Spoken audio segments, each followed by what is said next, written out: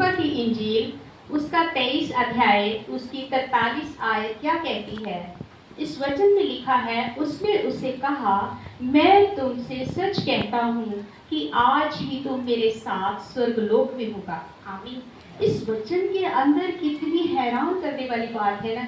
इस डाकू ने ना तो बपतिस्मा लिया और इसने कितने गुनाह किए, फिर भी ये स्वर्गलोक चला गया, वो भी प्रभु यीशु मसीह के साथ। कितनी हैरान कर देने वाली बात है। इस वचन को अगर हमें अच्छे से समझना है तो इसके अंदर दो चीजें हैं। पहली चीज बपतिस्मा, दूसरी चीज स्वर्गलोक। हम इन दोनों चीजों को अच्छे से समझेंगे तो सारा वचन हमें समझ में आ जाएगा। तो पहली चीज हम बपतिस्मा समझेंगे। जब हम पानी में बपतिस्मा लेते हैं तो तब हम दो बातों का अंगीकार करते हैं। पहली बात, हम अपने पापों को मान लेते हैं, स्वीकार करते हैं कि मैं पापी हूँ, मैं गुनहगार हूँ। दूसरी बात कि हम इस बात पर विश्वास करते हैं कि पिता परमेश्वर के पुत्र प्रभु यीशु मसीह ही हैं और प्रभु यीशु मसीह को हम अपना उद्धारकर्ता करके स्वीकार करते हैं। ये दो बातों से हम बपतिस्मा लेते हैं प्रभु यीशु मसीह के सामने जब हम पानी में लेते हैं। तो हम देखें तो डाकू ने भी क्रूस पर यही किया। एक डाकू जो है वो कहता है प्रभु यीशु मसीह को कि तू मसीह है ना, अपने आप को भी बचा, हमें भी बचा। तो दूसरा डाकू उसे डांट कर क्या कहता है? वो कहता है कि हमने तो अपने अपने पापों की सजा पाई है, इसलिए तो कोई अनुचित काम भी नहीं किया। वहां पर उसने एक बात का अंगीकार कर दिया कि मैं गुनहगार, प्रभु यीशु मसीह के सामने इस बात को एक्सेप्ट किया। फिर बाद में वो डाकू कहता है प्रभु यीशु मसीह से कि जब तू अपने राज्य में जाए तो मेरी सुधि लेना। इसका मतलब है कि उसने इस बात को स्वीकार किया कि प्रभु यीशु मेरा उद्धार करता है। उसने इस बात को स्वीकार किया कि प्रभु यीशु मसीह परमेश्वर के पुत्र हैं, इसीलिए वो यीशु के राज्य में जाना चाहता है। इसलिए उसने मांगा कि प्रभु यीशु जब तो अपने राज्य में जाए तो मेरी सुधि लेना। इस बात पर उसने मोहर लगा दी कि प्रभु यीशु मसीह जो है वो परमेश्वर के पुत्र हैं।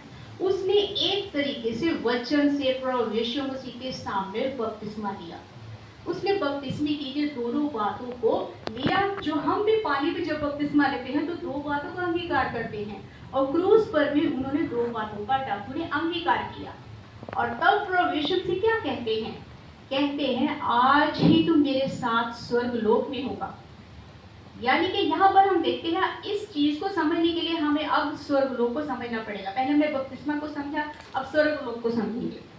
स्वर्गलोक ही वो जगह है जहाँ पर धर्मी जन जब सो जाते हैं।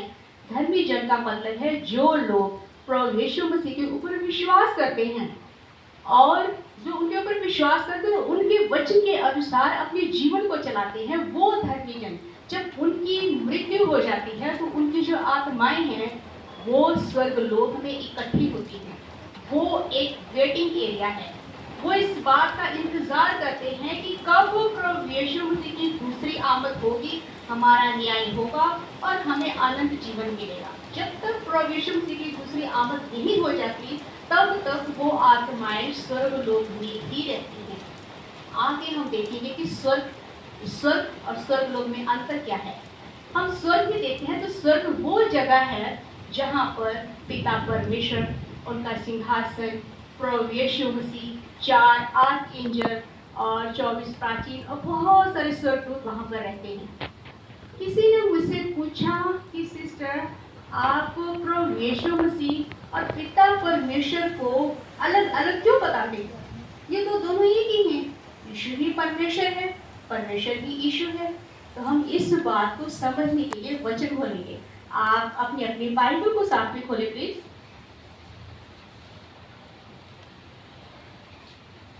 मत्ती की इंजील, मत्ती की इंजील उसका 26 अध्याय उसकी 64 आयत को पढ़ लीजिए प्लीज। मत्ती की इंजील उसका 26 अध्याय उसकी 64 आयत। यीशु ने उससे कहा, तूने आप ही कह दिया, वरन मैं तुमसे ये भी कहता हूँ कि अब से तुम मनुष्य के पुत्र को सर्वशक्तिमान के दाहिनी ओर बैठे और आकाश के बादलों पर आते देखो। आमीन। यहाँ पर तो प्रभु यीशु मसीह ने खुद ही डिक्लेयर कर दिया कि यहाँ पर क्या कहते हैं। वो कहते हैं अब से तुम मनुष्य का पुत्र कौन? प्रभु यीशु मसीह। और कहा सर्वशक्तिमान के दाहिने बैठे। सर्वशक्तिमान कौन? परमेश्वर। परमेश्वर के दाहिने बैठे। यानी कि ये बात क्लियर है कि दोनों पर्सन अलग अलग हैं। परमेश्वर अलग है, प्रभु यीशु से अलग है, दोनों अलग अलग हैं। ये नहीं कि यीशु ही परमेश्वर है, परमेश्वर ही यीशु है, नहीं, दोनों ने अपने अपने समय पर अलग अलग काम किया है।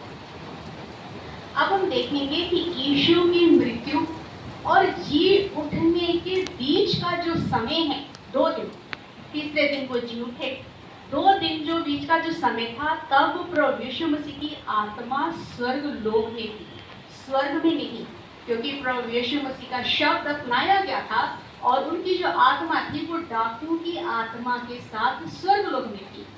और देखें हम तो ध्यान से अगर हम देखें तो जो प्रभु यीशु मसीह का स्वर्गारोहण हो जाता है तो वहाँ पर 40 दिन तक दिखाई देते हैं। 40 जी उठने के बाद 40 दिन दिखाई देते हैं। 40 दिन के दिखाई देने के बाद उनका स्वर्गारोहण होता है। तब वचन में क्या लिखा है? तो वचन में लिखा है कि प्रभु यीशु स्वर्ग पर उठा लिए गए। वहाँ पर स्वर्ग लिखा है, स्वर्ग लोक नहीं लिखा। अपन तो स्वर्ग पर उठा लिए गए, यानी कि पिता परमेश्वर के पास प्रभु यीशु मसीह अपने काम को खत्म करके वापस स्वर्ग में चले गए। अब हम ये सीखा हमने कि स्वर्ग लोक और स्वर्ग दोनों में अंतर है। अब सवाल ये है कि क्या डाकू ने अनंत जीवन पा लिया? इसका आंसर हमें मिलेगा प्रकाशित वाक्य की किताब। सो आप बाइबल खोलें और प्रकाशित वाक्य की किताब निकालें और उसका 20 अध्याय, उसका 20 अध्याय उसकी 12 आयत पढ़े। जो भी पढ़े धीरे धीरे इस वचन को पढ़े ताकि सुनने वाले को समझ में आए। फिर मैंने छोटे बड़े सब मरे हुओं को सिंहासन के सामने खड़े हुए देखा और पुस्तकें खोली गई और फिर एक और पुस्तक खोली गई अर्थात जीवन की पुस्तक, और जैसा उन पुस्तकों में लिखा हुआ था वैसे ही उसके कामों के अनुसार मरे हुओं का न्याय किया गया। आमीन। यहाँ पर लिखा गया इस वचन के अंदर कि मरे हुओं का जब न्याय किया तो उसके लिए पुस्तकें खोली गई। आपको पता है ये पुस्तकें कौन सी खोली गई? मैं आपको बता दूं। ये पुस्तकें जो खोली गई वह इस पुस्तक की बात हो रही है। इस पुस्तक जब प्रभु यीशु मसीह सिंहासन पर बैठकर न्याय करेंगे तो इस पुस्तक को खोलेंगे। पुस्तकें मतलब बाइबल के अंदर जो 7 युगों के अंदर ये 66 पुस्तकें लिखी गई हैं, उन 66 पुस्तकों के अनुसार ही उनका न्याय होगा। अब मैं आपको बताऊंगी कि उनका न्याय होगा किस ढंग से। अब हम आदम के समय में देखें तो आदम की वाटिका के अंदर परमेश्वर ने क्या आज्ञा दी थी? परमेश्वर ने आज्ञा दी थी कि तुम जो अच्छे और बुरे के ज्ञान का वृक्ष है उसका फल मत खाना। ये आज्ञा परमेश्वर ने दी थी। आदम के समय में जितने लोगों की मृत्यु हो चुकी है उन लोगों का जब अब न्याय होगा, ये मैं आपको सबसे पहले बता दूं कि बाइबल में स्टार्टिंग में भी नहीं और बीच में भी नहीं लिखा कि न्याय होगा, ये लास्ट में न्याय होगा। ये प्रकाशित वाक्य की किताब कहती है कि प्रभु यीशु जब उनकी दूसरी आमद होगी तब न्याय होगा। जब न्याय होगा या आदम के समय के जो लोग मरे हुए हैं उनका जब प्रभु यीशु से न्याय करेंगे तो आदम के समय की पुस्तक खोलेंगे कि इन लोगों ने परमेश्वर की बात को माना या नहीं माना, उस हिसाब से न्याय होगा। आगे हम देखेंगे कि नूह का समय आता है। नूह के समय में परमेश्वर ने नूह के द्वारा आज्ञा दी थी लोगों को कि अपने अपने पापों से मन फिराओ, नहीं तो जल प्रलय से धरती के साथ साथ तुम भी नष्ट हो जाओगे, कोई नहीं बचेगा। लेकिन उस समय में नूह के परिवार के अलावा किसी ने भी इस बात को नहीं माना। तो जब उस समय के नूह के समय के मरे हुए लोग हैं उनका न्याय करने के लिए जब अब प्रभु यीशु मसीह दूसरे आमद पर आएंगे, न्याय करेंगे, तो नूह के समय की पुस्तक खुलेगी कि उस समय के मरे हुए जो लोग हैं उन्होंने परमेश्वर की बात को माना या नहीं माना।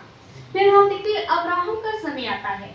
अब्राहम का जब समय आता है तो सदोम एमोरा को परमेश्वर ने स्वर्गदूत के जरिए जो मैसेज भेजा था, ये संदेश दिया था कि अपने अपने पापों से मन फिराओ, नहीं तो ये नगर को मैं आग से जला दूंगा। उस समय के लोग जो थे उसमें सिर्फ लूत का परिवार बचाया गया था। अब उस समय में जो लोग मर चुके हैं, तब जब अब न्याय होगा तो वो मरे हुए लोगों का जब न्याय करेंगे तो उस समय की पुस्तक खोलेंगे, अब्राहम के समय की पुस्तक खुलेगी। लेकिन अब इसके आगे समय आता है मूसा का। तो जब मूसा के समय में परमेश्वर ने व्यवस्था दी थी, वह 10 हुक्म दिए थे, इन 10 हुक्मों के अनुसार अपने जीवन को चलाओ। मूसा के समय में जो लोग मर चुके हैं उनका जब न्याय होगा तो वो न्याय करते समय उनके लिए मूसा की पुस्तक खोली जाएगी कि मूसा की व्यवस्था को आप लोगों ने फॉलो किया या नहीं फॉलो किया, उस हिसाब से न्याय होगा। फिर समय आता है भविष्यद्वक्ताओं का। भविष्यद्वक्ताओं के समय प्रभु यीशु मसीह के बारे में भविष्यवाणी की थी कि इजरायलियों के लिए मसीहा पैदा होगा, इजरायलियों का राजा पैदा होगा। उस समय के भविष्यवाणी का जो समय था भविष्यद्वक्ताओं का, लोगों ने परमेश्वर के द्वारा की हुई भविष्यवाणी के ऊपर विश्वास किया या नहीं किया, उस हिसाब से उस समय के मरे हुए लोगों का न्याय होगा। भविष्यद्वक्ताओं की प्रभु यीशु मसीह की किताब खोलेंगे, उस हिसाब से देखेंगे कि किसने परमेश्वर की बात को माना या नहीं माना। अब आगे समय आता है प्रभु यीशु मसीह के पहले आगमन का, प्रथम आगमन का। और उस समय किन लोगों ने प्रभु यीशु मसीह के ऊपर विश्वास किया कि ये परमेश्वर के पुत्र हैं, किन लोगों ने प्रभु यीशु मसीह के वचन के अनुसार अपने जीवन को जिया, किन लोगों ने प्रभु यीशु मसीह की क्रूस की कुर्बानी के ऊपर विश्वास किया। ये जो उस समय के मरे हुए लोग हैं उनका न्याय जब होगा तो प्रभु यीशु मसीह यीशु के प्रथम आगमन की किताब खोलेंगे और देखेंगे कि क्या इस समय के लोगों ने परमेश्वर की आज्ञा मानी या नहीं मानी। अब समय आता है प्रकाशित वाक्य का, जो आज का समय है, यानी कि प्रभु यीशु मसीह के दूसरे आगमन का समय है। आज के समय में अगर मसीही लोग जो प्रभु यीशु मसीह के ऊपर विश्वास करते हैं, जो प्रभु यीशु मसीह के वचन के अनुसार चलते हैं, उन लोगों का जो आज के समय में अगर मृत्यु हो जाती है तो जब प्रभु यीशु मसीह न्याय करेंगे तो आज के समय की पुस्तक खुलेगी प्रकाशित वाक्य। किसने प्रकाशित वाक्य के वचनों को जाना, किसने सीखा, किसे इन भविष्यवाणी के बारे में पता है, किसे इन भविष्यवाणी को नहीं सीखा, उस समय के हिसाब से न्याय होगा। इसलिए आज का जो समय है वो प्रकाशित वाक्य के सीखने का समय है। अब हम देखेंगे, इस वजह से ये पता चलता है कि डाकू को अनंत जीवन अभी नहीं मिला, क्योंकि अभी न्याय जब होगा तो डाकू का भी वो पुस्तक जो है वो खोली जाएगी प्रभु यीशु मसीह के प्रथम आगमन की, वहां पर वो देखेंगे। इसलिए जो डाकू है उसकी जो आत्मा है वो अनंत जीवन अभी नहीं पाया, लेकिन अनंत जीवन पाने के लिए उसकी आत्मा तैयार खड़ी है, इंतजार कर रही है प्रभु यीशु मसीह की दूसरी आमद के लिए। अब हमें ये सीखना है, अब हमें ये नहीं सोचना कि डाकू ने तो अपने हिसाब से अंत के समय उसने सारा जीवन तो अपनी मर्जी से गुजार लिया और अंत के समय में आकर प्रभु यीशु मसीह से माफी मांग ली तो वो तो स्वर्ग के राज्य में चला गया। तो हम भी ऐसे ही करते हैं, हम भी अपनी मर्जी से अपने जीवन को गुजारते हैं, हम भी अपनी इच्छा से अपने जीवन को चलाकर और अंत के समय में हम कह देंगे पास्टर जी आप मेरी मदद कीजिए, अंत का समय आप मुझे प्रकाशित वाक्य के वचन सिखा दीजिए ताकि मैं बच जाऊँ, मरते मरते सीख लूँ। एक सांस में प्रकाशित वाक्य की किताब नहीं सीखी जा सकती, इसको सीखने में समय लगता है, क्योंकि प्रकाशित वाक्य की किताब 1 अध्याय से लेके 22 अध्याय तक जो वचन सारे के सारे मोहरबंद है, मतलब दृष्टांतों में बंद है ये वचन। इन दृष्टांतों को सीखने में समय लगता है, इसलिए अभी देरी मत करो, उठो और अभी कभी प्रार्थना करो, हे मेरे पिता परमेश्वर आप मेरी मदद कीजिए, इन वचनों को सीखने के लिए प्रार्थना करो ताकि आप अब प्रकाशित वाक्य के वचनों को सीखकर अनंत जीवन पाने के लिए तैयार हो सको। कहीं ऐसा ना हो आप कल करते करते प्रभु यीशु मसीह के न्याय का समय आ जाए और पिता परमेश्वर के सामने आपको शर्मिंदा होना पड़े। इसीलिए ये अभी समय है, अभी उठो और इन प्रकाशित वाक्य के वचनों को सीखकर इस भविष्यवाणी और उसकी पूर्ति का वचन सीखकर अपने आप को स्वर्ग के राज्य में जाने के लिए तैयार करो। इन वचनों के द्वारा आप सबको बहुत ऐसे आशीष और बरकत मिले। आमीन। आमीन।